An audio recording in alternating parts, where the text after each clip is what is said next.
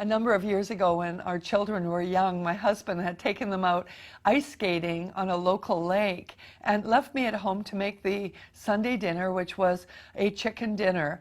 And I had one chicken that I was preparing for the family and some vegetables and that. But when he came home, it was a surprise, surprise. There was a whole bunch of guests with him that he had met at the lake while skating. He didn't tell me he was bringing home anyone. We didn't have cell phones back in those days. And in total, we had 19 people for dinner. We went and got this 4x8 sheet of plywood and set it up on the table and put a sheet over the top of it and set it up for everyone. But I was concerned about the chicken. How is this little chicken going to be used to feed all this company of people? And so I prayed over it because I remembered a scripture I'd read that very morning about Jesus multiplying the loaves and the fishes. He's a supernatural God who does supernatural miracles. And so I prayed over the chicken and we cut it up, put it on the platter, and sat down, asked a blessing on the food. And I was hoping that everybody would take just a little amount of chicken.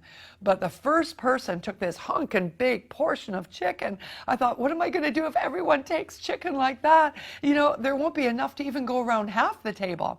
The next person also took a very large, extremely large portion of chicken. And the third person, I was having an internal panic attack when all of a sudden I noticed that the platter of chicken seemingly had the same amount of chicken on it as when we started. And it just went from person to person to person to person, came all the way around to me after 19 people had served up plates full of chicken, and it still had a full platter of chicken.